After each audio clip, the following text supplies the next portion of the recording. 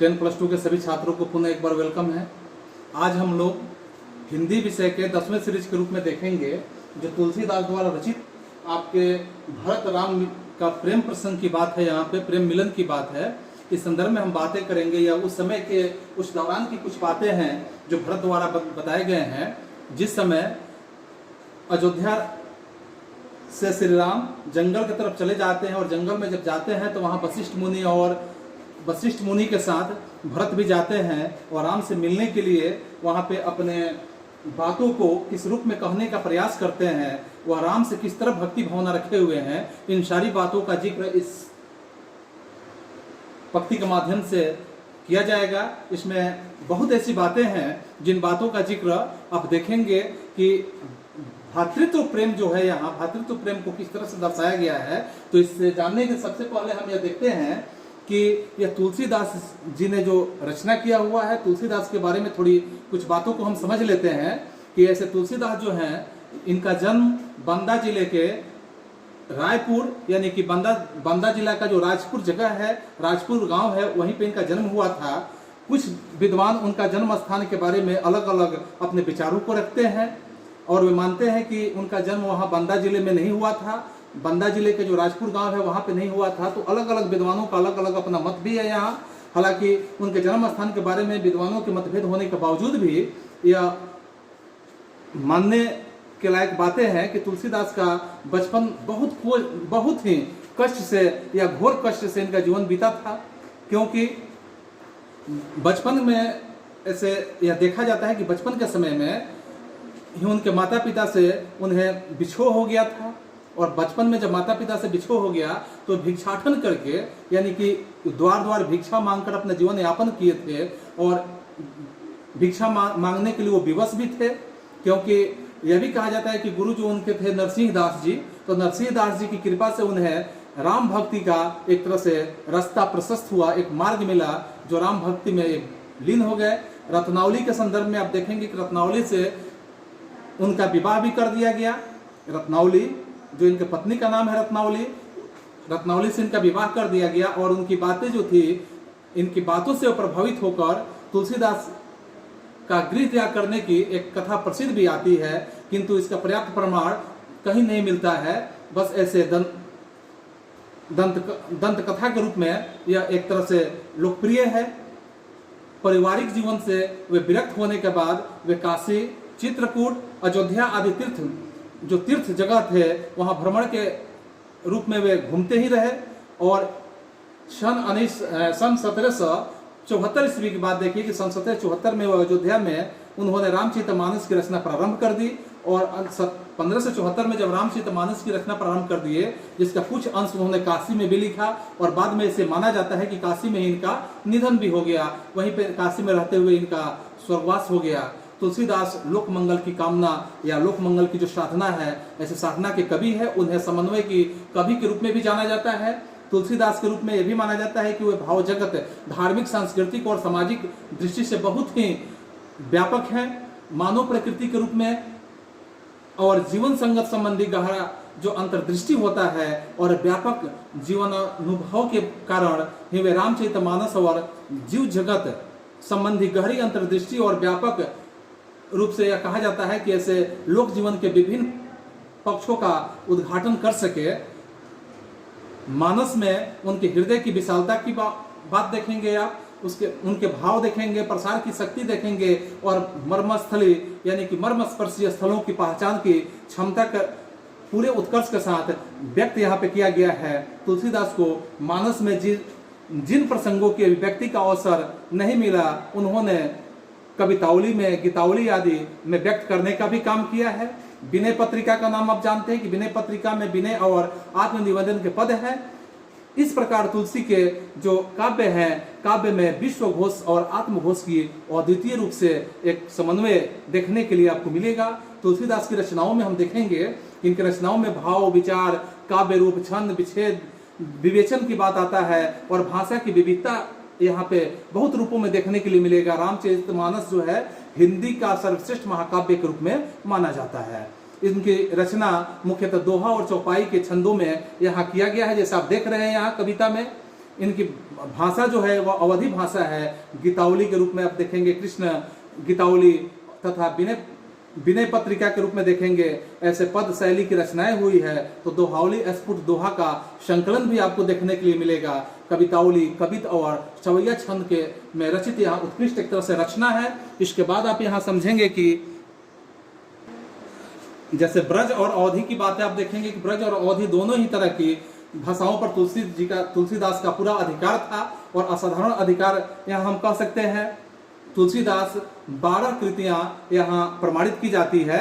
परंतु रामचरितमानस कवितावली की बात आप देखेंगे, गीतावली की बात देखेंगे, विनय पत्रिका ही उनकी प्रमुख ख्याति के रूप में हम लोग के बीच उपलब्ध है, या एक तरह से ख्याति का आधार स्तंभ कहा जा सकता है। अब इस पाठ्य पुस्तक में हम बातों को समझेंगे जिस पाठ्य पुस्तक के माध्यम से आपको दिया गया है कि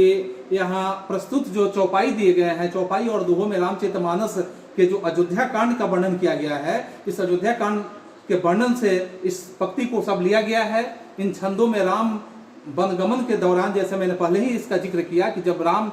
वन में जाते हैं तो वन में जाने के बाद यहाँ भरत की मनोदशा का वर्णन किया गया है। भरत भावुक हैं और इतने भावुक हैं कि हृदय से वो अपने बातों को बता रहे हैं, श्री राम से अपनी बातों का वर्णन कर रहे हैं। और इस वर्णन में कि राम उनके प्रति अत्यधिक प्रेम भाव है, और ऐसे बातों को दिखाते हुए वे बचपन से ही भरत को खेल में भी सहयोग देते रहने की बात यहाँ कविता में किया गया है, और उनके मन का भी नहीं तोड़ने की बात यहाँ पे जिक्र किया गया है, जो हम पंक्ति के माध्यम से एक एक करके समझेंगे। वे कहते हैं कि इस प्रेमाभाव में भी सहयोग देते रहे हैं और उन्हें बचपन में भी कभी मन नहीं तोड़ने का काम किए, और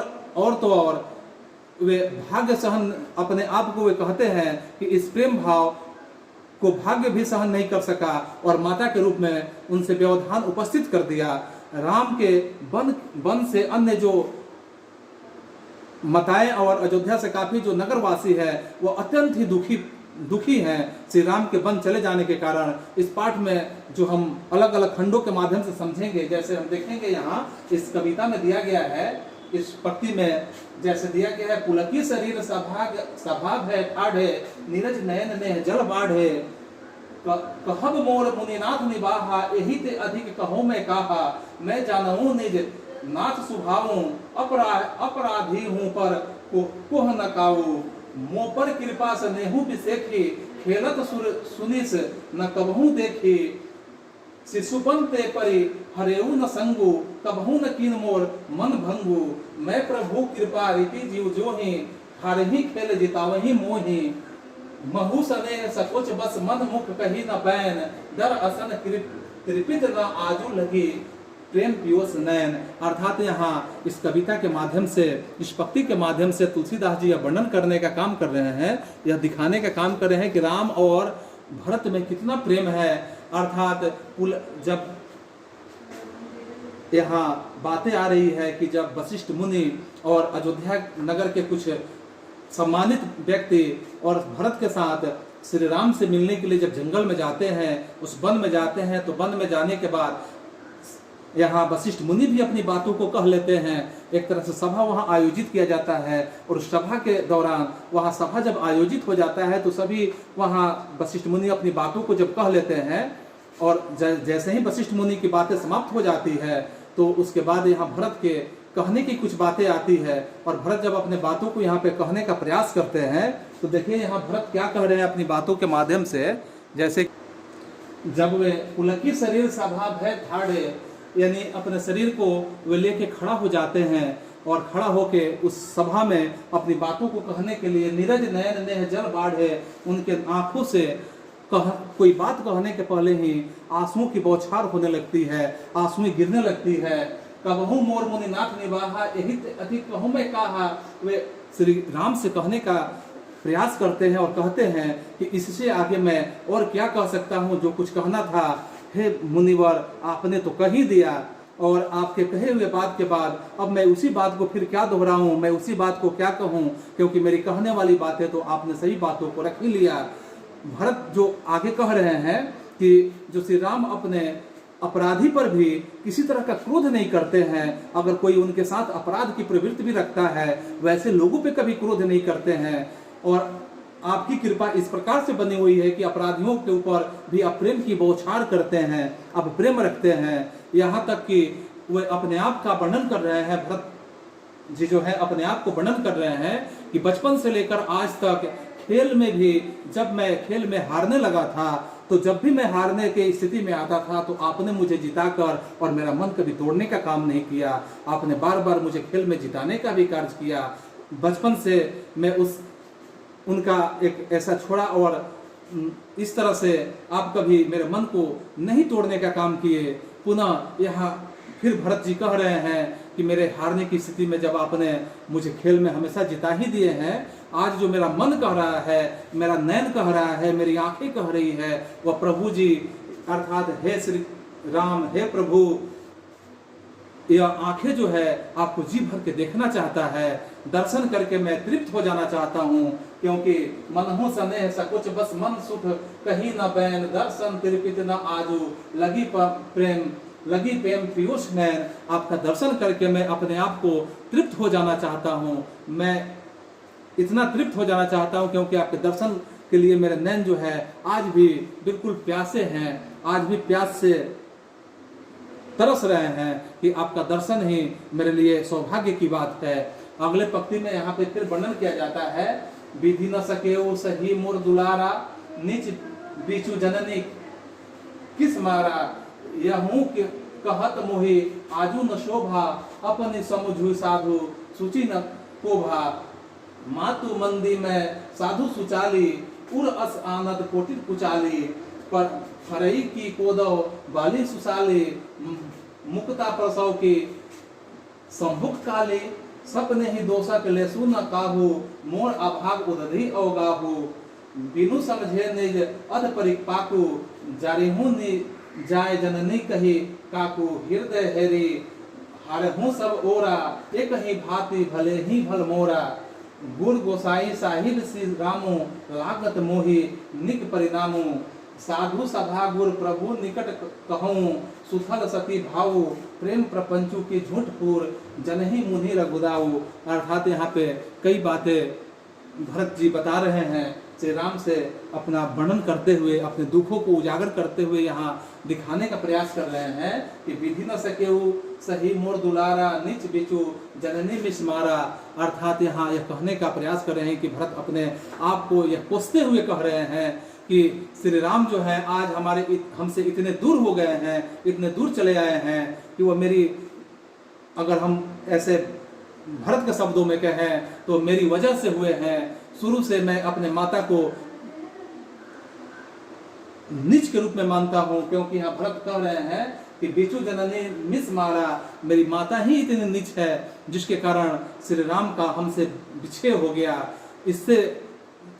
मुझसे श्री राम इतना प्रेम करते हैं कि विधाता तक को सहन नहीं हो सका। अर्थात यहूं कहत मोहि आजू न शोभा, अपने समझो साधु सूची को भा। श्री राम जी हमसे इतने प्रेम करते हैं कि विधाता को भी सहन नहीं हो सका, और विधाता ने मेरे माता के रूप में एक नीच माता को दिया, जिस नीच माता के कारण ही श्री राम से मेरा संबंध विच्छेद हो गया। और इतना ही नहीं, वो आगे बता रहे हैं कि मेरे और श्री राम के बीच इतनी दूरी अगर यह हो गया तो यह सिर्फ निज माता के कारण हुआ। भरत अगले यहाँ पंक्ति में बता रहे हैं कि मातु मंदी में साधु सुचाली, उर अस आनत कोटि कुचाली। अर्थात भरत यहाँ कहते हुए श्री राम और मेरे बीच जो है इतने अच्छे प्रेम था, प्रभु से भी सहन नहीं हुआ, ये दूरी निज माता के कारण हुआ। और यहाँ अगले बातों में यहाँ बताने का प्रयास कर रहे हैं। अर्थात यहाँ दिखाया गया है कि यहूं कहत मोहि आजू न शोभा, अपहु समुझु साधु सूची को भा। अर्थात यह कहते हुए मुझे भी शोभा नहीं देता है कि मेरी माता नीच है, क्योंकि मेरी माता यदि नीच है तो यह कहना मेरे लिए शोभनीय नहीं है, क्योंकि मैं साधु हूँ। ऐसा कोई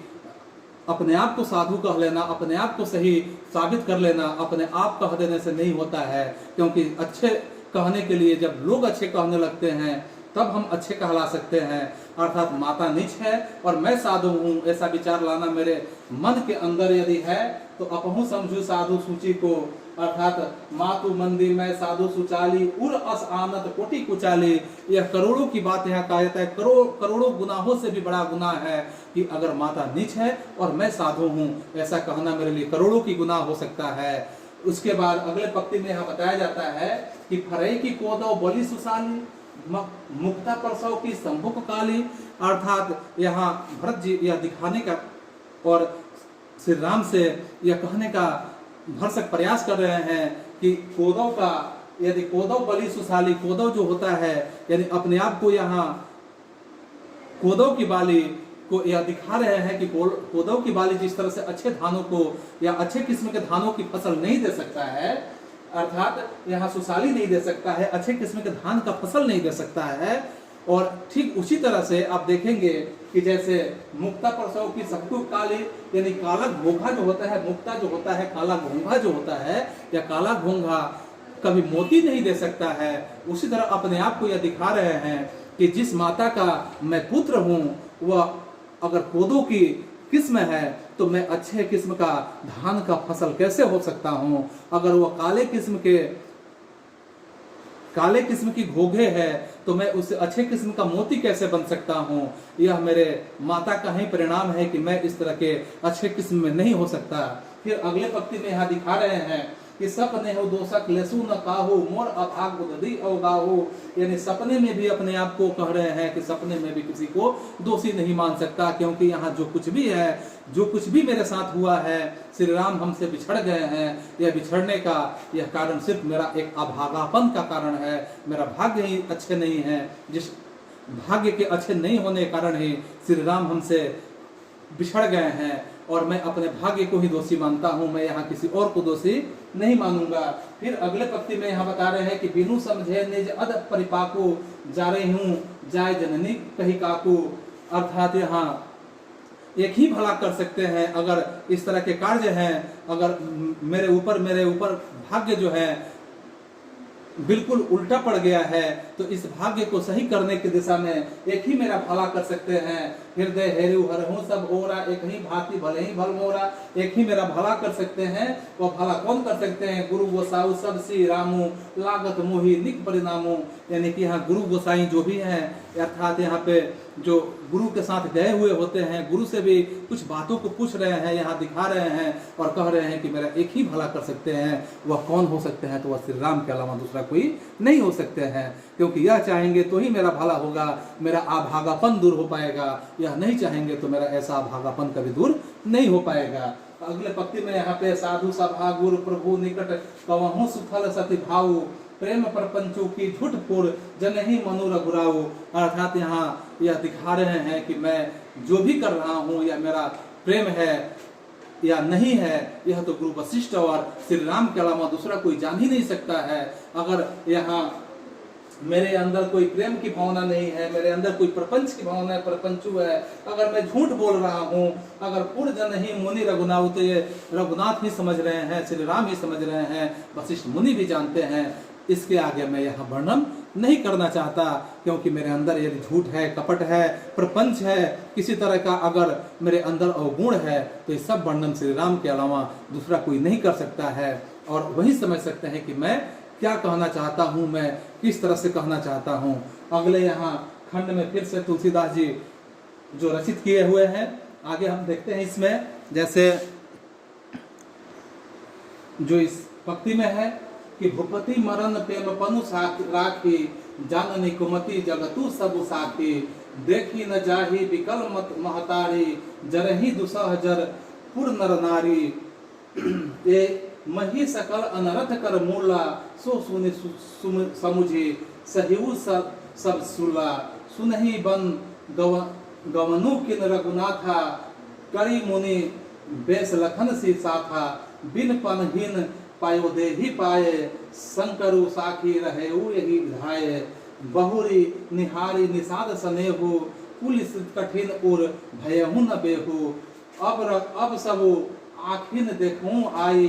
जियत जीव जड़ सबही सहाई जिनहि निरखी मग सापही बिछी तजहि विषम विषु तापस तीछी तेई रघुनंदन लखनऊ से अनहित लागे जाहि तासु तनय जय ताजी दूसह दुख दैर सवा हड़ काही। अर्थात इस भक्ति के माध्यम से यहाँ भरत जी फिर से हम लोग के बीच में कुछ बातों को कह रहे हैं जो तुलसीदास जी के रचना के माध्यम से यहाँ पे वर्णन है कि भूपति मरण प्रेम पनु साखी जननी कुमति जगतु सब साखी। अर्थात इस दुनिया में ने देखा है, इस दुनिया ने समझा है कि किस प्रकार माता के कुमति के कारण भूपति मरण प्रेम मनु राखी कुमति जगतु सब साखी। अर्थात माता की कुमति के कारण पिता का स्वर्गवास हो गया, पिता की मृत्यु हो गया। अर्थात मैं इस कुमति के कारण अर्थात केकई के कारण, जो केकई मेरी माता है, इस केकई के कारण ही राम को वनवास हो गया। और जब राम को वनवास हो गया तो वही परिणाम हुआ कि मेरे पिता जो थे वे इस आलोक में, इस विलोक में, इस तरह के दुख में, इस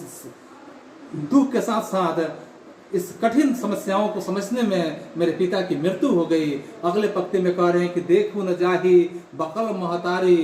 जरही दुसह जर पुर नर नारी। अर्थात सभी माताएं जो है राम के वियोग से दुखी हैं। जो अयोध्या की जितनी माताएं हैं सभी माताएं राम के वियोग से बिल्कुल दुखी है और उनका दुख मुझसे अब देखा नहीं जाता है। जितनी माताएं हैं अयोध्या की सभी माताओं के दुख को अब मुझसे देखा नहीं जाता है। और अवध के जो सभी नर और नारी है श्री राम को देखने का इच्छा प्रकट कर रहे हैं, सभी देखने का प्रयास कर रहे हैं, देखना चाह रहे हैं। अगले पंक्ति में यहाँ तुलसीदास जी फिर वर्णन कर रहे हैं कि मही सकल अनर्थ कर मूला जो सुनि समझो सब ही सब सूला। यह जितना भी अनर्थ हुआ,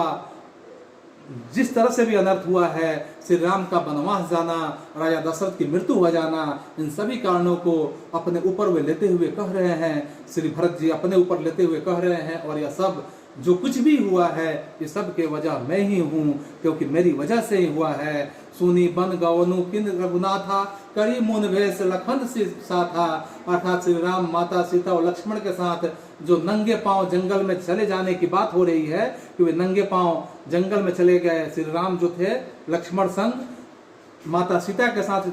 नंगे पैर जब जंगल में चले गए और जो कभी राजा महाराजा के कपड़े पहना करते थे आज मुनियों के वेश में है और ऐसे कपड़े में जिंदगी जी रहे हैं। कितने कष्ट सहते होंगे ऐसे नंगे पांव चलते हुए, कितने पैरों में कष्ट होते होंगे, शरीर पर ऐसे कपड़े देखकर इनके मन में क्या क्या इस तरह के कष्ट आते होंगे। और इतना जानते हुए भी मैं जिंदा हूँ, मेरा जैसा भाई जिंदा है, तथा अपने आप को ये बता रहे हैं कि इसके शिव शंकर जो है साक्षी हैं और शिव शंकर ही इसके साक्षी हैं जो ये देख सकते हैं। अगले पंक्ति में फिर जैसे बता रहे हैं कि बिन पहनी पाह दो ही पाए सकल सखी रही यही धाय। अर्थात बिना पहने हुए और ऐसे कपड़े को पहन के ये किस तरह से अब जिंदा है और इनके रहने से मैं कैसे जिंदा हूँ। बहुरी निहारी निषाद सने हूँ पुलिस कठिन उर भयहू न बेहू। अर्थात वे अपने आप को ये दिखा रहे हैं कि जैसे निषाद जैसे लोग जो हैं, निषाद से वे भी साथ में आ गए और मैं कितना दुर्भाग्यशाली हूँ कि मुझे श्री राम का सौभाग्य नहीं मिल पा रहा है। अब सब आँखें देखूं आई जीवत जीव जड़ सब सहाई। मैं तो पत्थर दिल इंसान हूँ, इतना सब देखकर भी मैं जिंदा हूँ। और ऐसे निषाद जैसे व्यक्ति, निषाद जैसे लोग भी श्री राम के संग में हैं, श्री राम के साथ में हैं। अगले पंक्ति में है कि जिनही निरखी मग सापही बिछी तजही विषम विषु तापस तिछी।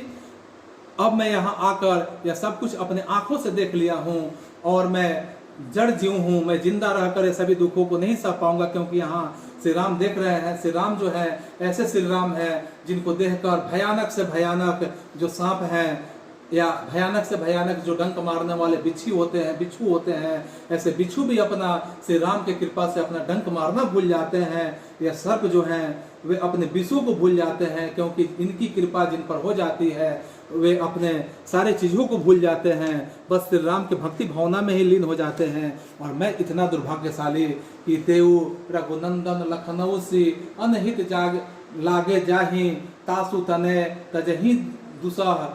दुखद दुख दैवी सहाय का ही, अर्थात इसमें कह रहे हैं कि जो अच्छे लोगों के साथ बुरे कार्य करते हैं ईश्वर उन्हें अवश्य दंड देता है, और जो अच्छे लोगों के साथ बुरे कार्य करने वाले, जैसे कि कही है कि भगवान श्री राम के साथ इसने बुरे काम को की, उन्हें तो दंड अवश्य ही मिलना है, क्योंकि यह सब देखने वाले परमात्मा सब कुछ देख रहे हैं और उन्हें दंड इसका तो मिलेगा ही। और दंड के रूप में यह इससे बड़ा और क्या दंड होगा कि भरत से राम का जो बिछोह हो जाता है, इस बिछोह में जिस वो लालच में बिछोह करना चाहती है वह लालच भी परिपूर्ण नहीं होता है, और भरत जो है अपने माता को बार बार पोषने का काम करते हैं। इससे बड़ा और दुख और कष्ट क्या हो सकता है कैकेयी के लिए। तो इस तरह से आपका यह पाठ समाप्त होता है। फिर हम अगले सीरीज में अगले पाठ के साथ मिलेंगे। तब तक के लिए थैंक यू, दैट्स ऑल।